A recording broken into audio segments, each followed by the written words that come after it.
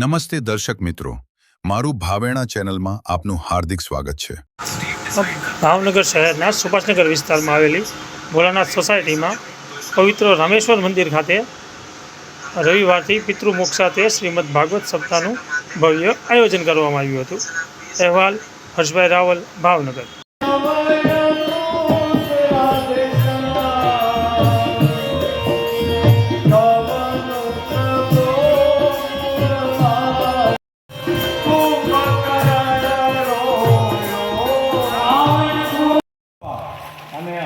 ધીરુભાઈ ગઢવી તથા અરવિંદભાઈ ગઢવી તરફથી ખૂબ ખૂબ ધન્યવાદ બાપ। અને 5